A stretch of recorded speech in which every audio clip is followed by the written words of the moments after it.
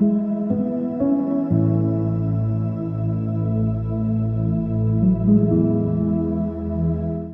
ಕ್ರಿಸ್ತನಲ್ಲಿ ಪ್ರೀತಿಯುಳ್ಳ ದೇವ್ ಜನರೇ, ನಿಮ್ಮೆಲ್ಲರನ್ನ ಈ ಪರಿಶುದ್ಧ ಬೆಳಗಿನ ಜಾವದಲ್ಲಿ ತುಂಬು ಹೃದಯದಿಂದ ವಂದಿಸುವನಾಗಿದ್ದಾನೆ.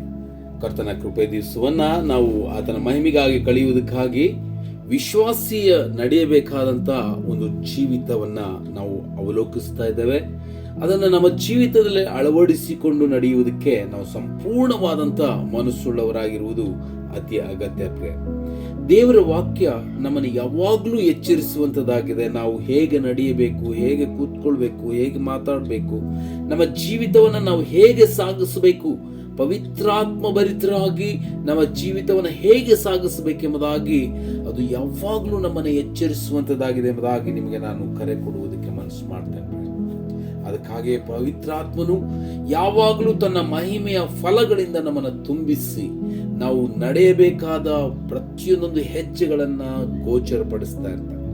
ಎಷ್ಟೋ ದೇವ್ರ ಮಕ್ಕಳಿಗೆ ಪವಿತ್ರಾತ್ಮನ ಜೊತೆಗೆ ನಡೆಯುವಂತ ಒಂದು ಜೀವಿತನೇ ಗುರುತಿರುವುದಿಲ್ಲ. ತಮ್ಮ ಸ್ವಂತ ಜೀವಿತವನ್ನ, ಸ್ವಾರ್ಥವಾದಂತ ಜೀವಿತವನ್ನ, ಶಾರೀರಿಕವಾದ ಜೀವಿತವನ್ನ ಸಾಗಿಸ್ತಾ ದೆವ್ವಗಳಿಗೆ ಸಂಬಂಧಪಟ್ಟ ಜೀವಿತವನ್ನ ಸಾಗಿಸ್ತಾ ಹೋಗ್ತಾ ಇರ್ತಾರೆ. ದುರಾತ್ಮಗಳಿಂದ ನಡೆಯಲ್ಪಡ್ತಾರೆ. ಆತ್ಮಿಕರೇ ಅನಿಸ್ಕೊಂಡಿರ್ತಾರೆ, ದುರಾತ್ಮಗಳಲ್ಲಿ ಅವರು ಜೀವಿಸ್ತಾ ಇರ್ತಾರೆ ಎಂಬುದಾಗಿ ಹೇಳುವುದಕ್ಕೆ ನಾನು ಮನಸ್ಸು ಮಾಡ್ತೇನೆ. ಈ ಕಾರಣ ನಮ್ಮ ಜೀವಿತವನ್ನ ಯಾವಾಗಲೂ ಎಚ್ಚರಿಸಿಕೊಳ್ಬೇಕು ಪ್ರೇರೆ. ಯಾವಾಗಲೂ ನಾವು ಪವಿತ್ರಾತ್ಮನಿಂದ ನಡೆಸಲ್ಪಡ್ತಾ ಇದ್ದೀವೋ ಎಂಬ ಒಂದು ಭಯ ನಮ್ಮ ಕಡೆ ಬಹಳ ಪ್ರಾಮುಖ್ಯ. ಪವಿತ್ರಾತ್ಮ ನಮ್ಮ ಜೊತೆಗೆ ಮಾತನಾಡಬೇಕು. ಪವಿತ್ರಾತ್ಮನ ಹೆಜ್ಜೆಗಳು ಬಹಳ ಪ್ರಾಮುಖ್ಯ. ನನ್ನ ಪ್ರಿಯ ದೇವರೇ, ಯೋಹಾನ್ ಬರೆದ ಪತ್ರಿಕೆಯಲ್ಲಿ ಒಂದು ಎಚ್ಚರಿಕೆಯನ್ನು ನಾವು ನೋಡ್ಕೋತೇವೆ. ಯೋಹಾನ್ ಬರೆದ ಪತ್ರಿಕೆ, ಮೊದಲನೇ ಪತ್ರಿಕೆಯ 3ನೇ ಅಧ್ಯಾಯದ 18ನೇ ವಚನದಲ್ಲಿ, ಪ್ರಿಯರಾದ ಮಕ್ಕಳೇ, ನಾವು ಬರೀ ಮಾತಿನಿಂದಾಗಲಿ ಬಾಯಿ ಉಪಚಾರದಿಂದಾಗಲಿ ಪ್ರೀತಿಸುವವರಾಗಿರಬಾರದು.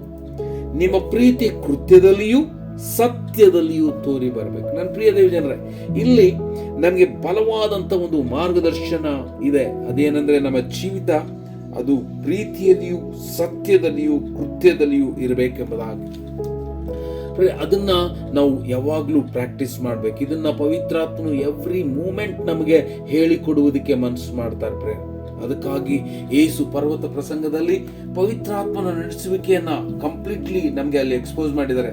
ನೀವು ಪರ್ವತ ಪ್ರಸಂಗದ 5, 6, 7 ಅಧ್ಯಾಯಗಳನ್ನ ಪ್ರತಿನಿತ್ಯ ನೀವು ಅವುಗಳನ್ನ ಅವಲೋಕಿಸುವುದು ಬಹಳ ಅಗತ್ಯ. ಒಬ್ಬ ನಂಬಿಕೆ ಉಳ್ಳ ವ್ಯಕ್ತಿ ಆತನು ಹೇಗೆ ನಡೆಯಬೇಕೆಂಬುದಾಗಿ ಕರ್ತನು ಅಲ್ಲಿ ನಮಗೆ ಸಂಪೂರ್ಣವಾಗಿ ಮಾರ್ಗದರ್ಶನ ಮಾಡಿರುವುದನ್ನು ನಾವು ನೋಡ್ಕೊಳ್ತೇವೆ.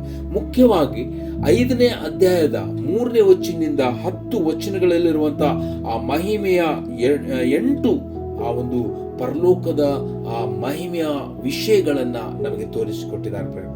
ಆ 8 ವಿಷಯಗಳನ್ನ, ಒಂದು ವೇಳೆ ಆತ್ಮದಲ್ಲಿ ಬಡವರಾಗಿರುವವರು, ದುಃಖ ಪಡುವವರು, ಶಾಂತರು, ನೀತಿಗೆ ಹಸಿದು ಬಾಯಾರಿದವರು, ಕರುಣೆ ಉಳ್ಳವರು, ನಿರ್ಮಲ ಚಿತ್ತರು, ಸಮಾಧಾನ ಪಡಿಸುವವರು, ನೀತಿಯ ನಿಮಿತ್ತ ಹಿಂಸೆಯನ್ನು ತಾಳಿಕೊಳ್ಳುವರು, ಅಂದ್ರೆ ಇವರೆಲ್ಲರೂ ಈ ಭೂಮಿಯ ಮೇಲೆ ಬಹಳಷ್ಟು ಧನ್ಯತ್ವದ ಜೀವಿತವನ್ನ ನಡೆಸ್ತಾರೆ. ಅವುಗಳನ್ನ ಸುಮ್ಮನೆ ನಾನು ಅಷ್ಟೇ ಬೇಗನೆ ಹೇಳಿಬಿಟ್ಟೆ ಇಲ್ಲ ನನ್ನ ಪ್ರಿಯರೇ, ಅವುಗಳನ್ನ ನಮ್ಮ ಜೀವಿತದಲ್ಲಿ ಅಳವಡಿಸಿಕೊಂಡು ಜೀವಿಸುವಂಥದ್ದು. ಅವಾಗ ಮಾತ್ರವೇ ನಾವು ಕರ್ತನೊಂದಿಗೆ ಬಹಳಷ್ಟು ನಿಕಟವಾಗಿ ನಡೆಯುವುದಕ್ಕೆ ಸಾಧ್ಯ. ಇಲ್ಲವಾಗಿದ್ರೆ ಎಷ್ಟೋ ನಮ್ಮ ಆತ್ಮಿಕ ಜೀವಿತವನ್ನ ಸಾಗಿಸುವುದು ಅಸಾಧ್ಯ. ಯಾಕಂದ್ರೆ ಆತ್ಮಿಕರನ್ನಿಸ್ಕೊಳ್ಳೋರೆಲ್ಲರೂ ಆತ್ಮಿಕರಲ್ಲ, ಕ್ರೈಸ್ತರನ್ನಿಸ್ಕೊಳ್ಳೋರೆಲ್ಲರೂ ಕ್ರೈಸ್ತರಲ್ಲ. ಅದಕ್ಕಾಗಿ ನಾವು ಬಹಳಷ್ಟು ಎಚ್ಚರಿಕೆಯನ್ನು ವಹಿಸಬೇಕು. ನನ್ನ ನಡವಳಿಕೆಯನ್ನ ನಾನು ಹೇಗೆ ಸಾಗಿಸ್ತಾ ಇದ್ದೇನೆ, ಕೇವಲ ಕ್ರೈಸ್ತನಿಸ್ಕೊಳ್ಳುವುದಲ್ಲ. ನನ್ನ ಪ್ರಿಯರೇ, ಕೊಲೆಸಿದವರು ಬರೆದ ಪತ್ರಿಕೆಯಲ್ಲಿ ಒಂದು ಎಚ್ಚರಿಕೆಯ ಮಾತನ್ನ ನಾವು ನೋಡಿಕೊಳ್ತೇವೆ.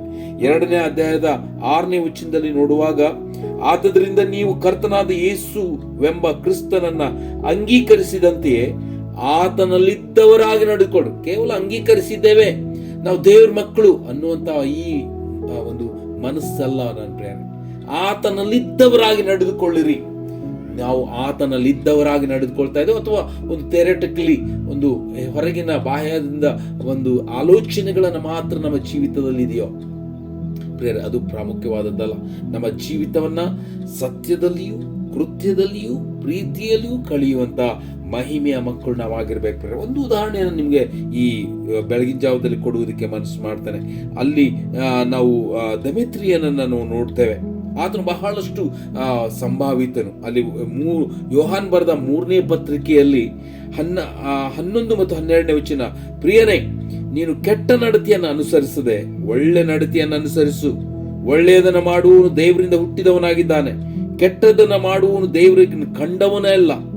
ದಮೆತ್ರಿಯನು ಸಂಭಾವಿತನೆಂದು ಎಲ್ಲರಿಂದಲೂ ಸಾಕ್ಷಾತ್ ಸತ್ಯದಿಂದಲೂ ಸಾಕ್ಷಿ ಹೊಂದಿದವನಾಗಿದ್ದಾನೆ. ನಾವು ಸಹ ಅವನ ವಿಷಯದಲ್ಲಿ ಸಾಕ್ಷಿ ಹೇಳುವವರಾಗಿದ್ದೇವೆ. ನಮ್ಮ ಸಾಕ್ಷಿ ಸತ್ಯವಾದದ್ದೆಂದು ನೀವು ಬಲ್ಲೆ. ನೋಡ್ರಿ, ನಮ್ಮ ಜೀವಿತ ಇಲ್ಲಿ ಒಂದು ಬಲವಾದ ಸಾಕ್ಷಿಯ ವ್ಯಕ್ತಿತ್ವವನ್ನು ನಾವು ಕೇವಲ ಮಾತಿನವರಾಗಿರಬಾರ್ದು. ಅದು ಅನೇಕ ಜನರ ಸಾಕ್ಷಿಯಿಂದ ನಮ್ಮ ಜೀವಿತ ತುಂಬಲ್ಪಟ್ಟಿರಬೇಕು.